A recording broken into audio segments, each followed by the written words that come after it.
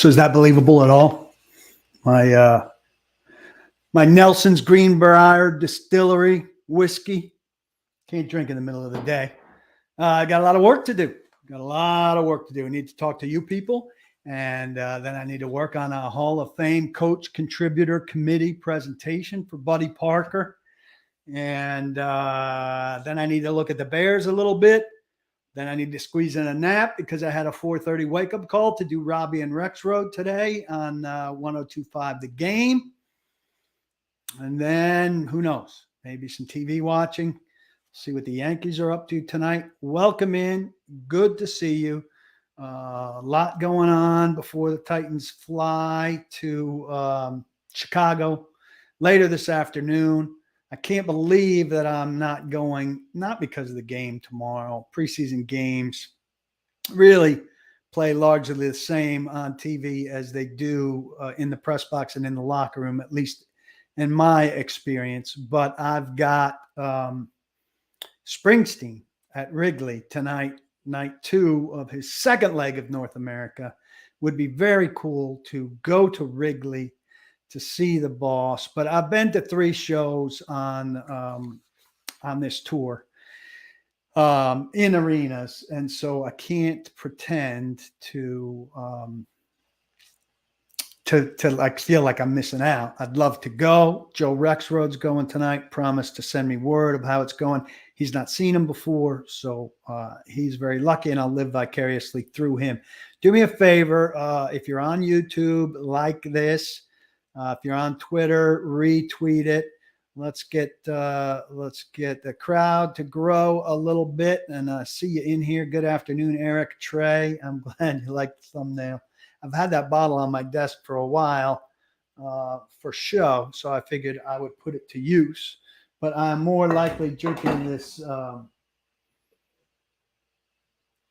leftover mango lemonade, something or other from Panera.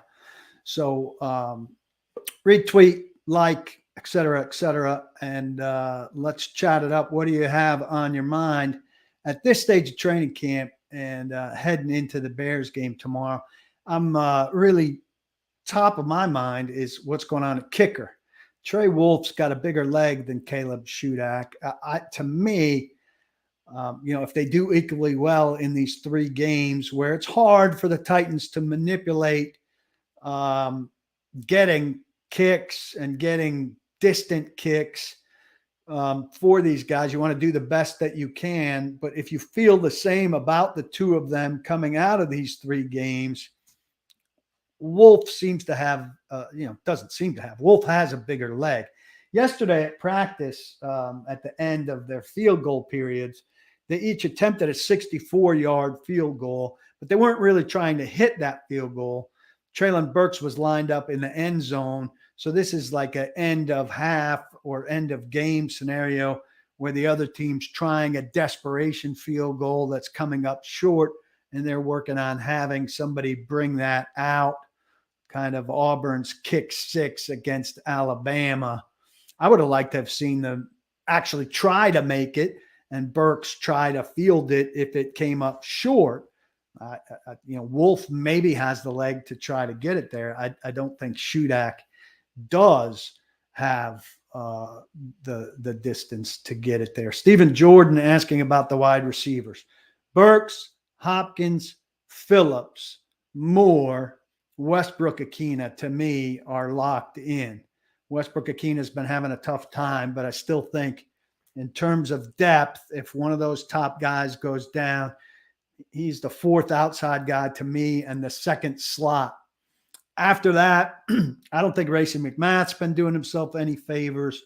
Reggie Robertson's got a chance, though most of what he's been doing has been with Will Levis, and I think he needs to work higher. Trayshawn Harrison makes catches, but I don't think he's really threatening for the roster. Mason Kinsey, it's time to move on from him and give other guys his practice snaps.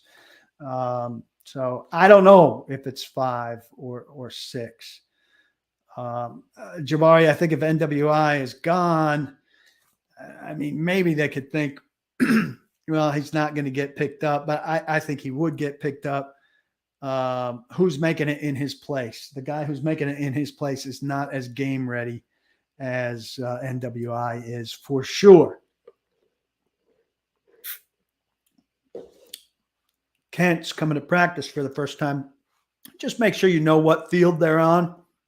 Have water, wear sunscreen. But you'll be able to ask people like me who you see there, and they should be directing fans. Pray, cross your fingers that they're not on the middle field. You want them to be on the first field when you walk in because there's some shade against that new building. If they're on the far field, and it's hot and sunny, you'll sweat it out more.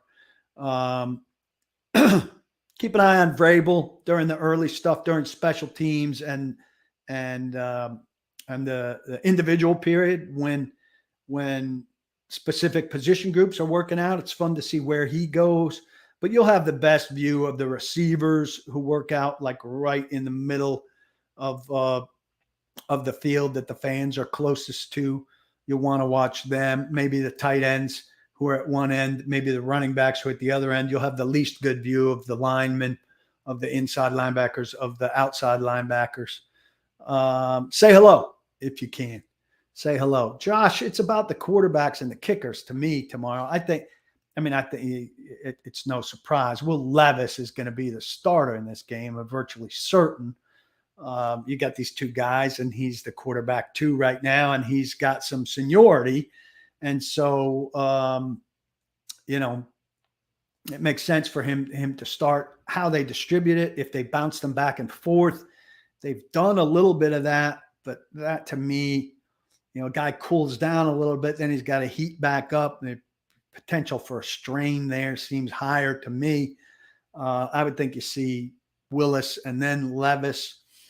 Look, I know they're not going to be throwing to the top guys necessarily, and they may not be throwing against the top defensive backs, but how they read and process things and make decisions to get the ball out of their hands is very relevant to what's going on. And so I think we should get some good information.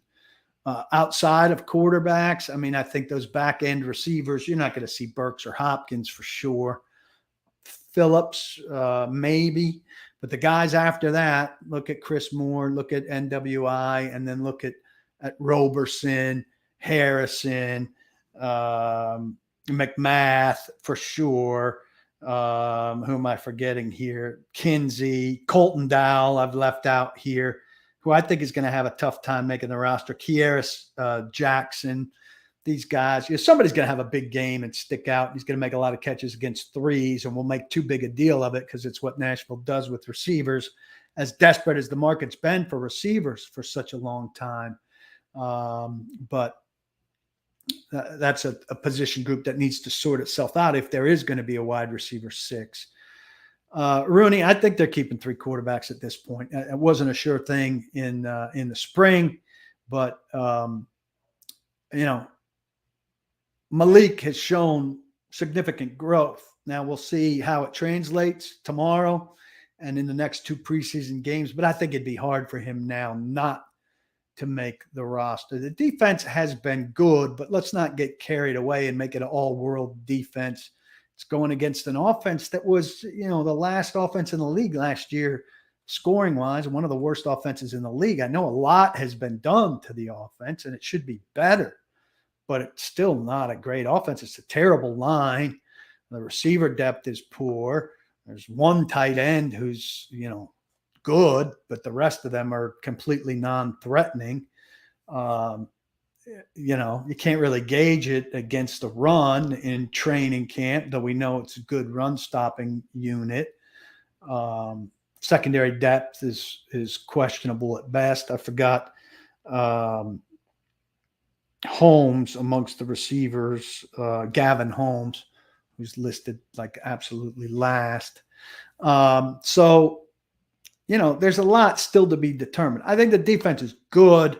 And I think if the front 4 is healthy and rushing well, that determines a whole lot about this team, how good the defense is, how good the team is, because I think it's getting teams off the field quicker. It's forcing turnovers. It's covering for the back end. It's getting the ball back in good positions for the offense.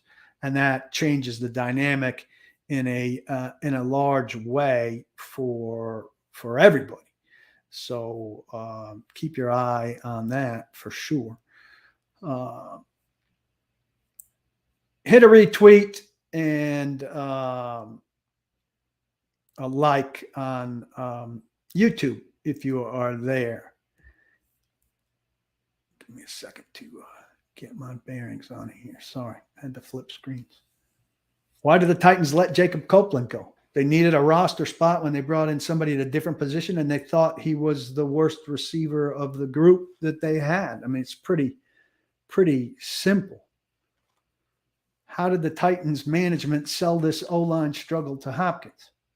Well, Hopkins isn't a deep receiver. He doesn't need a lot of time to get open. He gets open quickly, and Tannehill throws him the ball, and then he runs after the catch. I mean, he couldn't be so as selective as people think. There weren't teams lined up for DeAndre Hopkins. Patriots were interested. The Chiefs would have been interested if a restructure or a new deal there for one of their defensive players created enough room, but there wasn't a line out DeAndre Hopkins' door. So took the best offer he got, and this team isn't as bad as people make it out to be. But Landry looks really good, Pat. He hasn't really taken a day off. Now, Vrabel joked, well, these guys are getting every third day off with the walkthrough. That's part of the schedule. They practice 2 days. They get the third day as a walk. But, I mean, Hopkins just got a day and a half off.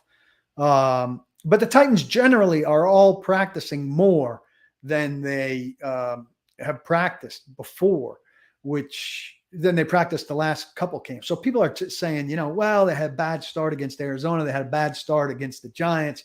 They need to play more in the preseason because it didn't work. That may or may not be the case. They certainly are practicing more. Derrick Henry, I asked, are you sick of the sandpit or what? He said, I'm learning the new offense. I need to be out there to learn the new offense. He's practiced far more than he's practiced in the last several camps. And I think that's the case for everybody. You haven't seen a ton of veteran days off. Guys like Danico Autry maybe not getting a ton of snaps in some practices, but they're dressed, they're out there, they're participating some. And if they take the first 2 snaps of team or the first 3 snaps of team, that's more than they were doing in previous years. And I think that's a notable change. How do I rank Haskins versus Chestnut versus Ward? I like Ward a lot. Ward is more like Tajay. And so he's more of a change of pace guy. I think Haskins is a better back than Chestnut. I think if Derek were to go down and you were going to want to try to maintain the same kind of running game, I'd prefer Haskins to Chestnut. Haskins has this bad legal case hanging over him. He's got, I think his court date is the 30th. Cut day is the 29th. They're talking about letting due process play out. This court case isn't going to be the end of things. It's going to be really the start of things in all likelihood. So I don't see them making a decision on Haskins based on what goes on in court, and the process won't be far enough along. Haskins is a very good special teamer in terms of running down the field and making tackles. I really like him in that role. I thought he showed up very well as a rookie doing that, and that will work in his favor. Chestnut is still is he listed as the primary guy? He's listed as the primary kickoff returner. I think kickoff returner is a job that a lot of people can do, and they're going to be a lot of fair catching now with the new rule. Here's the question to me. If Henry goes down, are you doing what you did when he went down 2 years ago for the second half of the season and saying, we're remaining the same team and we're going to run the same like they did with Deontay Foreman and Dontrell Hilliard? Or are you turning towards Tajay Spears and becoming a different running offense with a different kind of running back? I think that they, we haven't seen Spears in live action, but I think that they should do that. And if they do that, then Ward is the most valuable of those three guys. But got to see it shake out a little bit. Josh, I don't know what you're talking about when you say injury bug related. Ed Henry, why didn't the Titans change their practice turf to match the stadium? Expense? I mean, if you believe in it and trust it, why not practice on the same stuff you're playing on? Well, first off, they have the same turf in the bubble, so they can be on that turf anytime they want. They can go to the stadium and practice anytime they want. But I mean, I think it's clear they're on turf in the stadium because they had trouble maintaining the grass there. They do better maintaining the grass when they're rotating among three practice fields. And they'd rather be on grass. I mean, I don't think they've said like it's better for us to be on turf. I think they've said it's better for us to be on turf at Nissan Stadium. But given a choice on a daily basis, would you rather be on turf or would you rather be on grass? You'd rather be on grass. So I don't think this is some scandalous thing that they didn't put turf in at their practice field. Thank you. Margarita Lopez says, great content. Thank you, Paul. So 25% off right now at paulkuharsky.com if you are not a member. I have a conversation like this once a week with members. Not a lot of riffraff today. I'm happy to see there's not a lot of riffraff, but I know in public conversations like this, there often is a lot of riffraff. You get everything I write. A podcast, is out there, and numbers are growing on that, which is thrills me. Everything I write. You get Mike Herndon's column every Wednesday, and he brings a lot to the table with analytical columns on what's going on with the Titans. Lots of film studied there from him, which is different than you're getting anywhere else. Blake Bangfield will be back. He'll write a piece off of the Bears game that'll post Sunday about what he saw from a scouting perspective. He scouted for the Titans for 19 years, 6 of them as the head of the college scouting department. And then he writes a column every Monday, off of the game about what happened. He'll write a column that I'll post on Fridays about what the scouting matchups look like to him going into every game. So 25% off right now. If you go to the membership button on the page, a steal at that price. Members of the site will tell you if you're a big Titans fan, you should want access to everything that's going on. And I am a big part of what's going on in the media coverage of this team in Nashville. So hop aboard. Welcome. I can't wait to have you be part of things. There's also a private Facebook page where a lot of hardcore fans talk to each other. You'll find ticket deals there amongst fans. Sometimes you get 5% off at Tennessee Tickets, my title sponsor, on a big expensive ticket, or if you're buying tickets to several games, concerts, etc., that adds up to a big savings over time. You should take advantage of that as well. Out of NWI, McMath, and Moore. Moore's on the roster. There's no doubt. And I think NWI is on the roster. McMath is easily out of those three in the most trouble. I'm not going to Soldier Field. It's an okay place to cover a game, but it's nothing special. I mean, you do get a little bit of a sense of the history, but it's a weird kind of place because it's old, but then there's this spaceship feel to it with the remodel that they did probably early 2000s. So I like going to Chicago for sure. I mean, I think Spears will have enough of a chance to play that they'll know if he's what they think he is in terms of being able to be the number one next year. I certainly think that's their plan, that he would be able to be the number one next year if that's where they decide to go, depending on what Derek does, depending on where they are contractually with Derek after this season. If their plan is to throw early and get up early and then lead on Henry in the second half, do I think that robs Henry of his effectiveness without the early volume of carries? I think it would hurt him, yes. And I don't know that that's their plan. I do think their plan will be game to game, different based on matchups and the like. I still think Henry will get his share of early carries. I hope it's less predictable on first and second down, that there are occasions where they pass to set up the run, that we'll see him on the field on 3rd and 2. But I do think Derek's a less effective running back, with less than 18, 17 carries. And that's a problem in terms of how the team's constructed, what you do with the guy who's been your best offensive player for so long in terms of what you're thinking with distribution. But they don't want to be a high volume throwing team. They want to be an efficient throwing team. Now, how does Hopkins help that efficiency? How does better using Chig Okonkwo help that efficiency? I think those are the questions at hand. Chad McHenry, sorry, it was in small type over there, Chad. It's in bigger type over here, and I can see it. New reading glasses are not as great as I expected when I bought them this morning.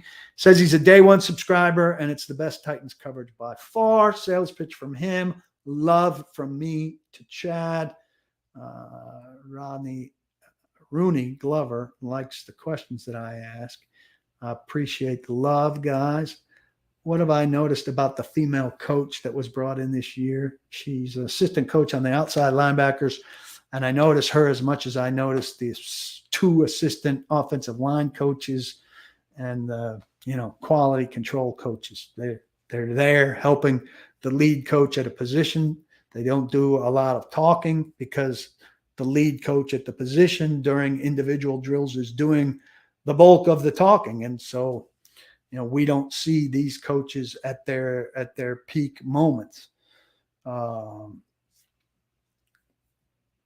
Fatty Matty, that move just didn't work out for me. It wasn't the right fit, and it was a mistake by me. Yeah, I think Caleb Farley might be done. We'll have to see if he makes it off of PUP. He could be on a list all year long. That's more of a possibility, I think, than I would have thought at the beginning of camp. Could come off a list if and when they need help in the secondary, but I think we're hard-pressed to see him making a contribution. I'm hard-pressed to see him making a contribution to the team this year, and certainly making a positive contribution to the team this year. Audra Kate Collins says she really enjoyed the interview with Anthony Kendall and the podcast. It's refreshing to hear perspectives from players who might not always be in the spotlight. These insights give a different view of the game and the dynamics with the team. Thanks, Audrey. That's not something I do very often, talk to a low-ranking guy. I thought it was interesting maybe to throw a change-up in there, so I'm glad it was well-received. No, Logan, there's not going to be a new head coach for each preseason game. I think other teams will probably start doing it next year. I think the league will probably say, hey, look at this. This was a good idea by the Titans, and you guys should follow suit and get in there and see it. I could even see them doing something stupid like mandating it, which I don't think is the way to go, but say, hey, if you've been a head coach in the league for 5 years, you should do this. I don't think that's the way that it should go.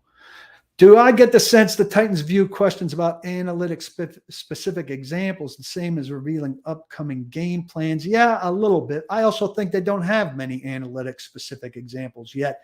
The answer given by Chad Brinker when he was part of the season opening press conference with Rand Carthon was that they're building machines, they're building tools. And so my hope is, and I said this in a podcast that I did, that once they build these tools, I hope they'll be less reluctant to give an occasional example that doesn't give anything big away, an occasional example of how the tools help them. Otherwise, I'm going to have trouble buying that the tools are helping them. And you should too.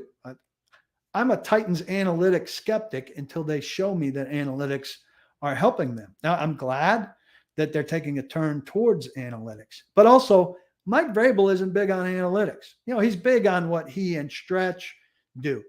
I don't know that he's big on what upstairs is going to do. And so upstairs is building these machines and tools, and Rand Carthon may put them to use. But Rand Carthon is not the big power broker in the organization now. Mike Vrabel is.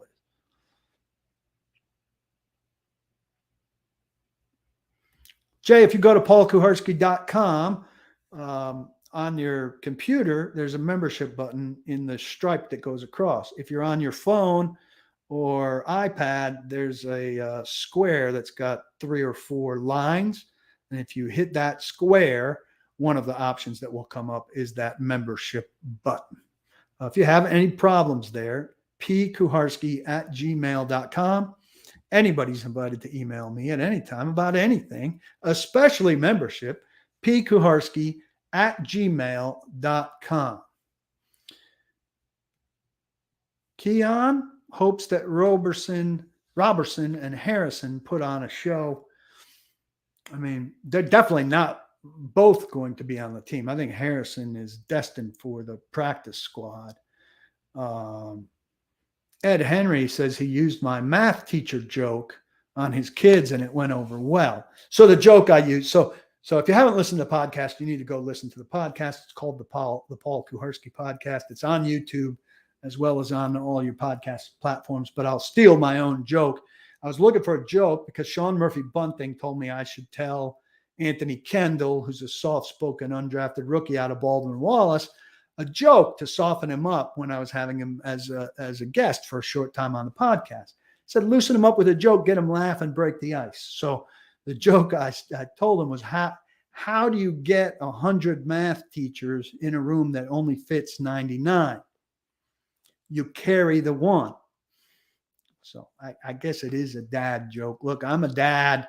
I have access to a lot of dad jokes. Where do you access? A friend of mine in the media gave me that joke. Where do you access non-dad jokes that aren't dirty? I wouldn't use a dirty joke with a guy I don't know yet. I mean, I do think other teams offer examples of analytics. We had success with X because our formulas showed us Y. That's non-specific. That's what I'm looking for. Yeah, Matt, I mean, we don't have great knowledge of how this offense is going to be different. We know it's going to be more easily shift into up-tempo when it wants to, and I think we'll see that more often. We know that out of the same personnel groupings and the same formations, they'll be able to do a lot of different things. Gone are the days of Cody Hollister coming on the field as the single wide receiver, telegraphing to everyone that a run play's coming. And quite frankly, the Titans should be able to run some people onto the field where people know it's going to be a run, right?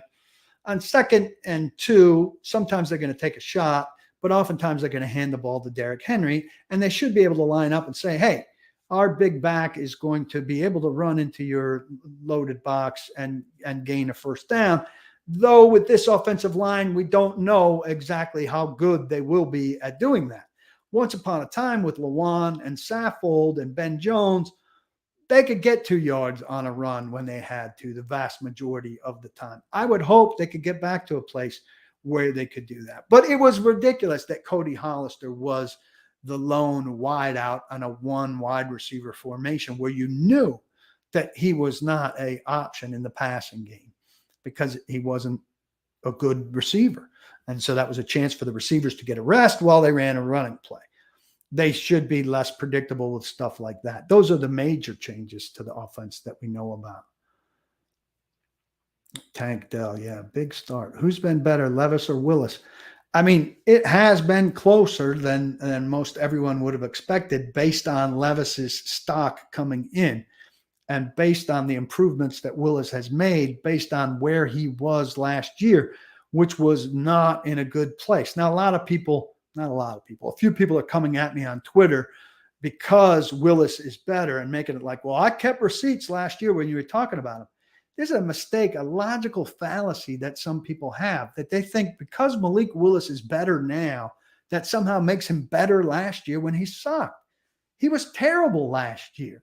Nothing that he's doing now makes him not terrible last year.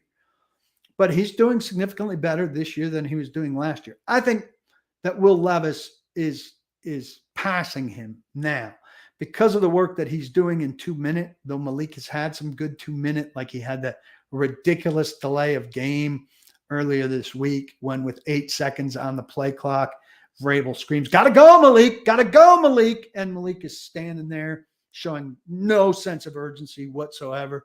Like it's the first time he's ever been in a 2-minute drill. Like the coach screaming at him, "Gotta go," just does not register as any kind of signal. Oh, I need to be urgent right here. Let me get a snap. None of that. Complete disconnect. And then the coach says, well, we got to expose him to 2 minutes, as if he's never been in a 2-minute drill before, when he started a couple games last season, played in relief in a couple games last season, played a high school and college career, had been through a training camp, and had run a successful 2-minute drill a couple days prior to this failure in 2 minutes. So it's one mistake, yes, but it's a mistake that concerns me in the framework of everything that I just said. Levis seems to really have the rhythm of controlling an offense and an operation in a 2-minute drill in the red zone. And I think he's looked increasingly comfortable in the situational work. And the Titans do a ton of situational work because guess what? A ton of offense is situational stuff. Excuse me. They work on red zone, on 2-minute, on third down, a large share of the time. And it seems to me he's been making great strides in those departments. So that's where I'm heading on that. Yeah, Vrabel, any idea, Neil Patel asks, why Vrabel wanted to sign another in-house coordinator for offense versus exploring from other teams? First off, his last coordinator hire, Todd Downing, was a guy he hired from outside to be his tight end coach and his coordinator in waiting. Everybody seems to forget that. So he went outside to get Todd Downing in line for when Arthur Smith left. And that was a terrible hire, right? So he hired outside for Todd Downing.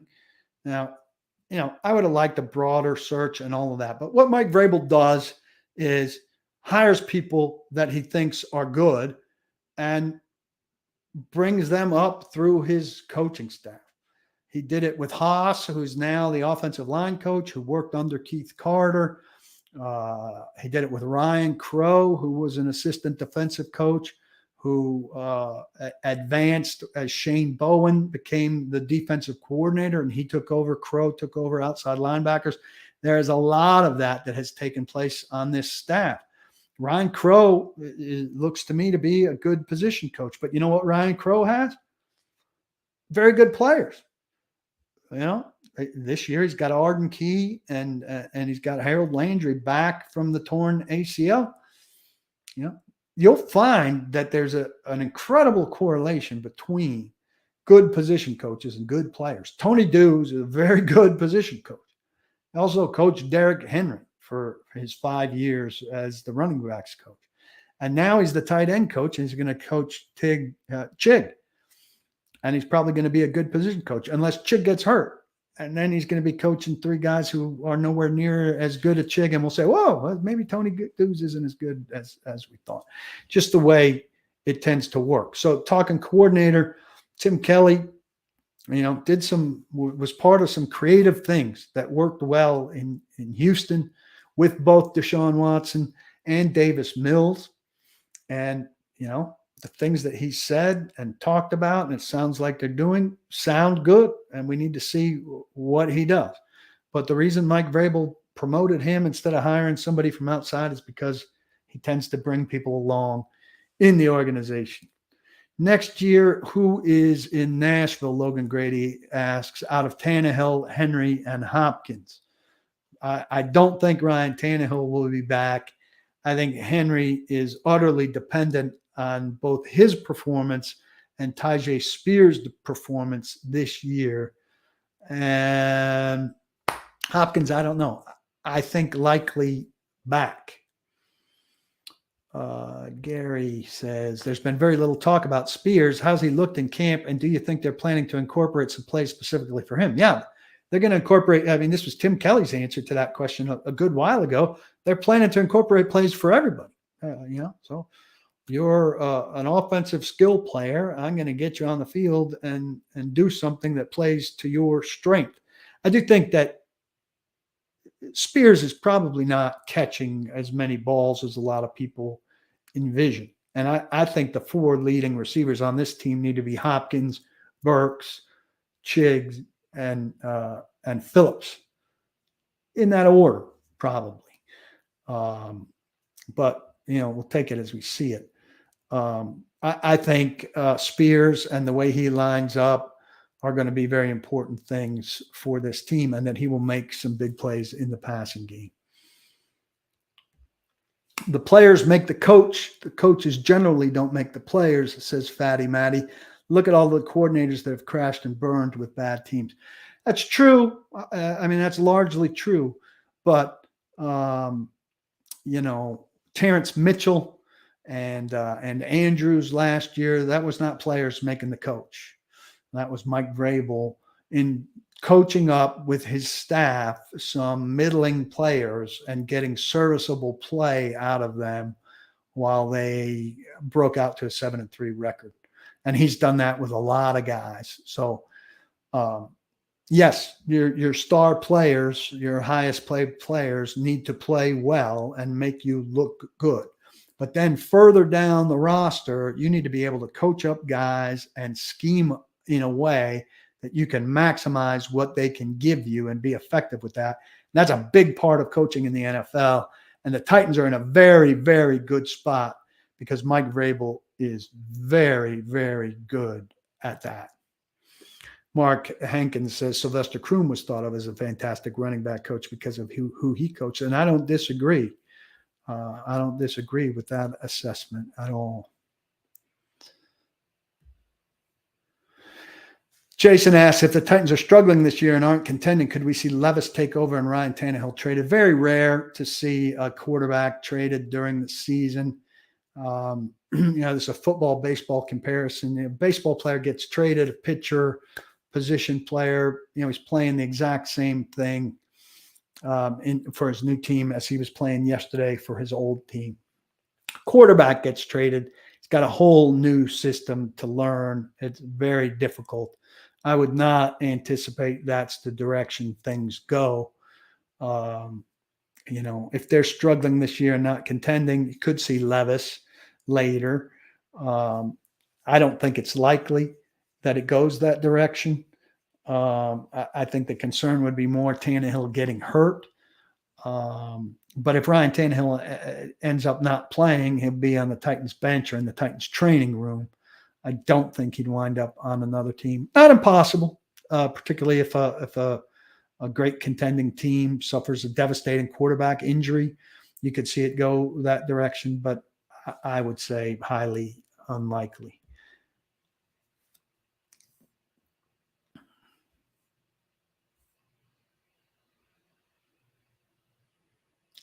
Legendary college coach. I don't know if he's a legendary college coach. He was a pioneering college coach. Can we call him that?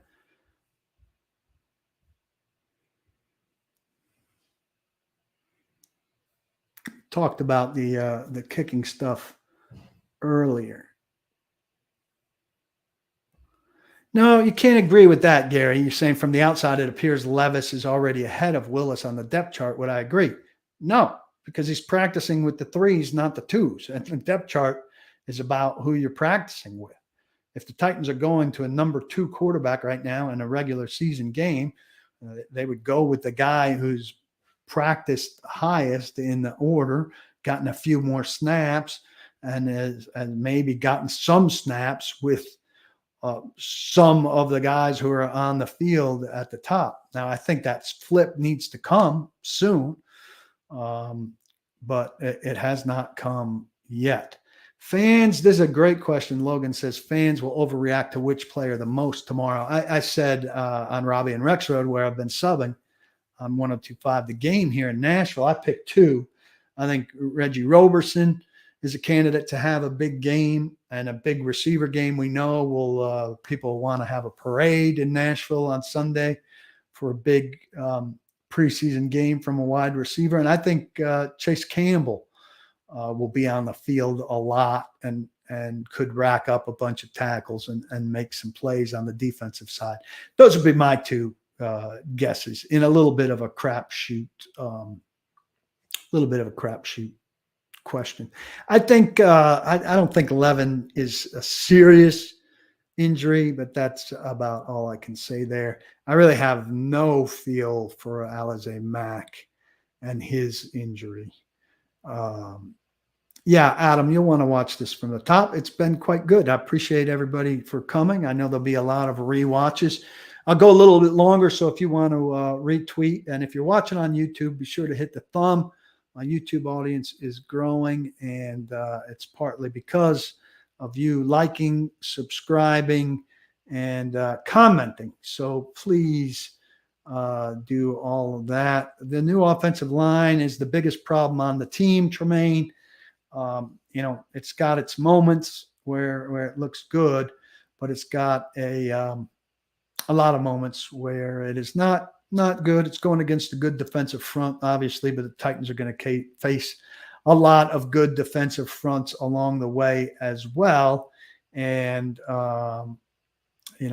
that's going to be conceivably a perpetual issue. A lot of confidence in Skoronski, who's at left guard right now. I think Brewer should be a serviceable center. But beyond that, Nicholas Petit-Frere really put him in a hole at right tackle. Brunskill was a part-timer, not a starter last year in San Francisco. And, Andre Dillard has been primarily a pass protector. And he settled in some from what he was doing early in camp. He's an odd guy. Talk to him later this week. I'll write something about the piece I was working on soon and kind of set up how he was weird about it. But I don't have a great feeling about him, and I don't think many people in the press do. But you can win with less than great offensive line, and a lot of analysts and analytics people will tell you that sacks are a quarterback statistic, and so I think that's true to a degree. Scrolling back here to see if I missed anything while you filter in some new questions, which I appreciate.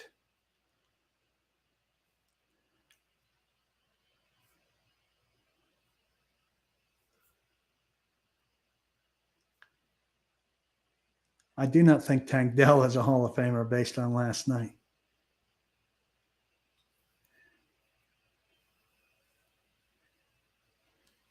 Jay's having trouble with his email address. Jay, have you registered on the site before? If you have, that email may already be in the system, and you can try logging on and registering from there.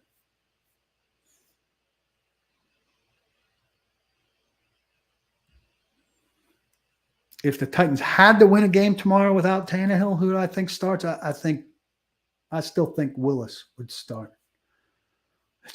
Josh Wiley could be the next Philip Supernall. I think Josh Wiley is more equipped to catch passes than Philip Supernall was. I think Philip Supernall got the most out of what Philip Supernall had. Focus is super late. Shame on you, Focus. If you're watching, you are watching, it looks like, on Facebook. So you must like on there as punishment. It's not punishment. Burks has been kind of overshadowed as far as camp coverage due to D-Hop. I like his camp. He's been very solid. I think he's picked up where he was in the spring and the summer. His conditioning is far better. His fitness is far better. He looks, more V'd out. He's definitely lost weight. He's a reliable target. He's in position to go have a good season now. He's got to go have that good season, stay healthy, be consistent, not slump, all of that. Do both Joneses make the team? Naquan could be borderline, but they don't have a lot of depth on the defensive line. And I'm going to show off that I don't have a great memory here by not knowing who the other Jones is off the top of my head. Stephen Jones Jr. is maybe the best of the young defensive backs, but I think he's probably on the outside looking in. If Phillips plays the whole season, over under 600 yards and 4 touchdowns, well, maybe the 4 touchdowns, 600 yards, maybe a little high. I'm not good with predicting numbers at all. That is not my area. I mean, look, the media is high on the Jaguars because they got a good quarterback and a good coach. And now they got a number 1 receiver in Calvin Ridley. I was listening to the Athletics football pod. They previewed the AFC South, and they talked about the Jaguars went to the isolated receiver, the X receiver, like 25% of the time last year, which was the lowest number among legitimate teams that threw the ball a legitimate amount of time last year. The Titans didn't count because they didn't throw, But that X isolated receiver didn't get the ball in a Jaguars offense if they went 2-by-1 or 3-by-1 or whatever. Now that receiver is going to be Calvin Ridley, and they're definitely going to throw there. So it's a whole different element to their offense. And I think, that's one reason to be excited about the expansion of the Jaguars offense. I think that'd be big for the Jaguars. So I think the Jaguars will be good. But, they won that division not by a lot last year. They didn't start great. But, I mean, you give me a good coach and a good rising quarterback, and I'd be excited too. And the Titans don't have that necessarily. They don't have a good rising young quarterback. They might next year. But I think Will Levis at his best isn't going to be close to Trevor Lawrence at his best. So I understand excitement about the Jags. They might be overhyping the Jags. I think more so they're underhyping the Titans. Not that the Titans should be hyped, but if you're picking the Titans to only win 3 or 4 games, I think you're underselling them. I think the Titans' floor is probably 7, and I think there's potential for them to win 10. And I think if you're winning 10, you're in the division race for sure.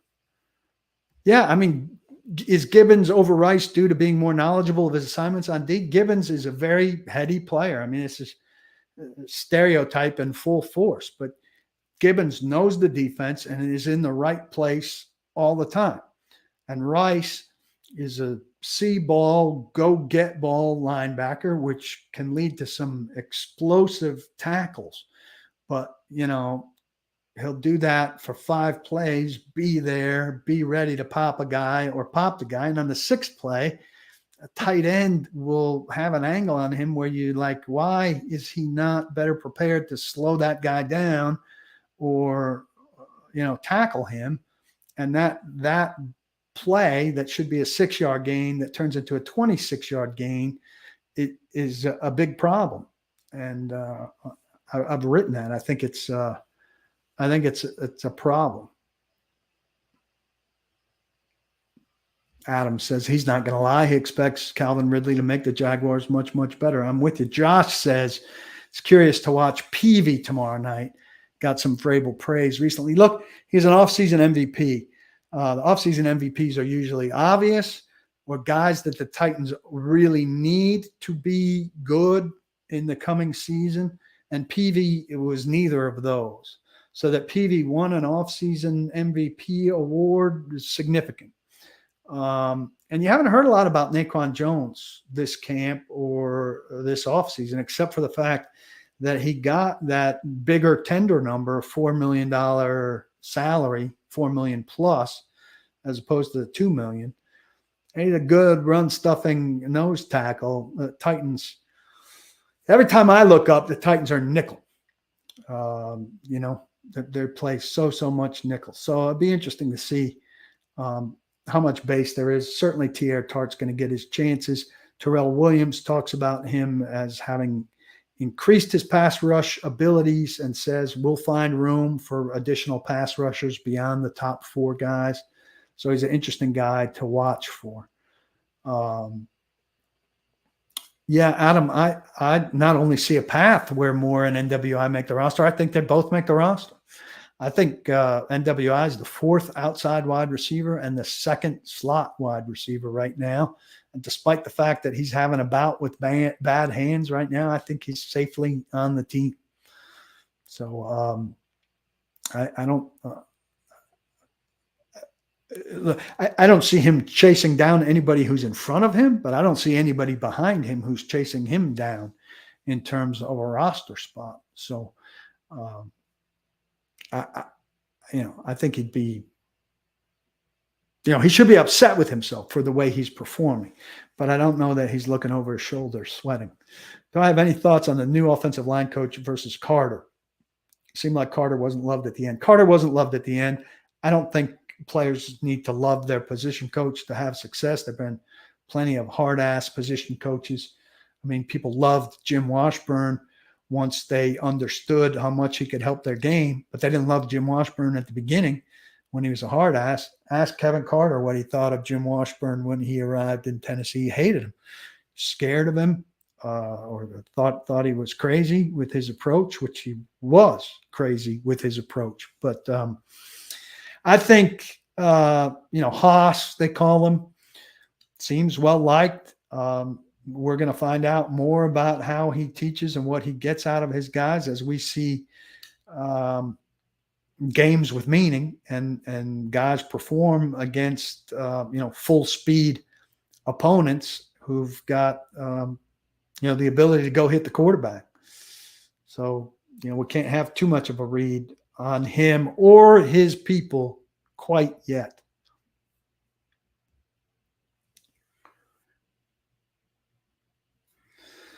Yeah, it's interesting. Gil Beverly was a rising star for this team. They just loved him. He was one of the biggest hires for Amy Adams Strunk right at the peak time when she was bringing in high-level executives for big roles with this team that were responsible for kind of changing the face and the reputation of the front office, giving them the kind of manpower. He hired a lot of people who are with the Titans because of him.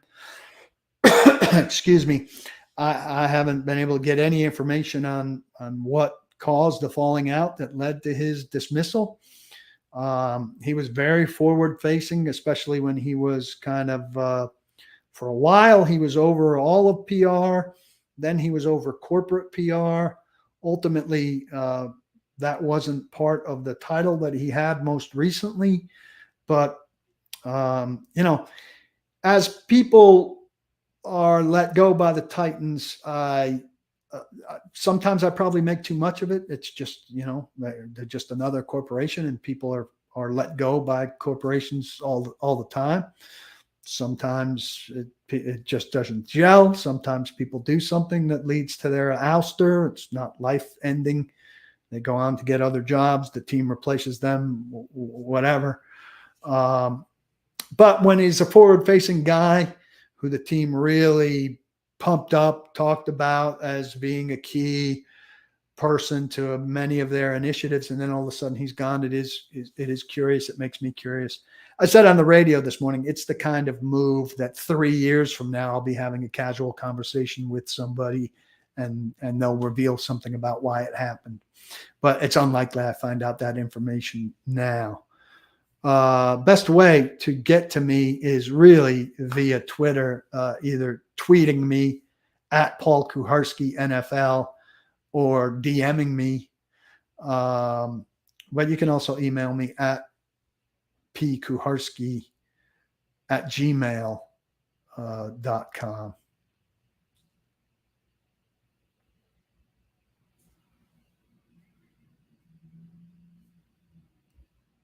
Yes, MB says, smash the like button, people. Only 23 likes so far. I feel like you're liking it. I know you're liking it. So everybody, we're getting near the end here, should be liking it. I see a button up here where you can Facebook love it. I know you can like it on YouTube, and you can like it on Twitter and retweet it.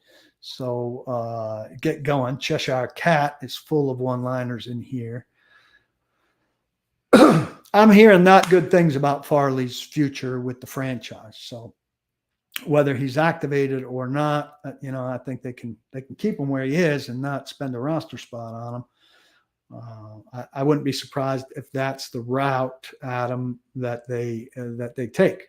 So we shall see. I'm not expecting any kind of positive contribution from Caleb Farley. If they were to get one, I think they should look at it as massive bonus, like thick gravy, right?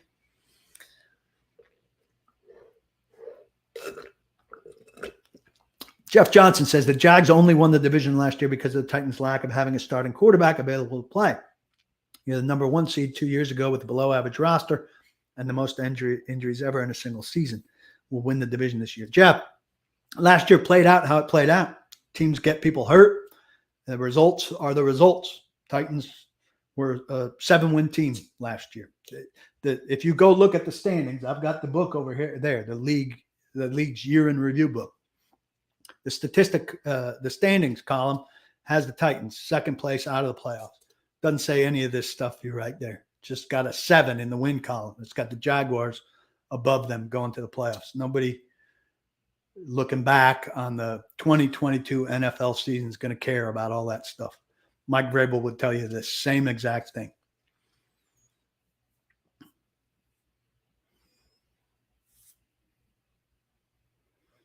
What's my 360 through 2 weeks of camp? I'm not sure what that means.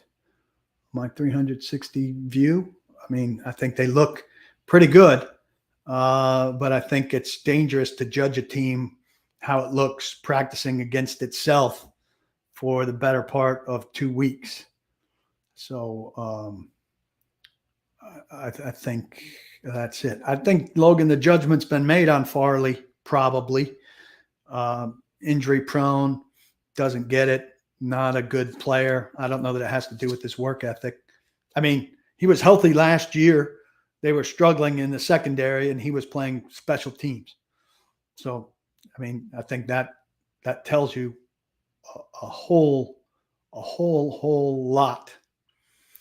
So we're going on an hour here. It was very good. Thank you very much. Again, if you're not a member of paulkuharsky.com, it's showing you right over here that you can get 25% off right now. It's a steal of a deal at full price, quite frankly. 25% off, most unique Titans coverage out there. I encourage you to hop aboard.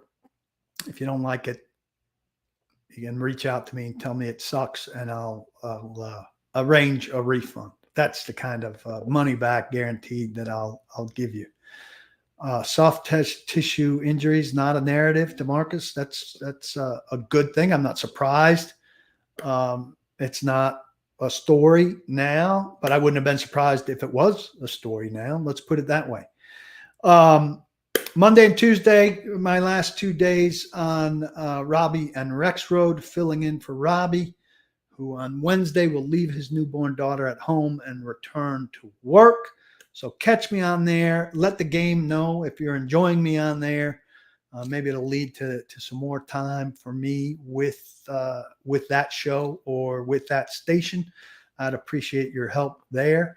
And as always, I'll leave you with these words of great wisdom. Don't block the box, but be sure to lock your locks. Thanks, everybody. I really appreciate you coming out. Have a great weekend.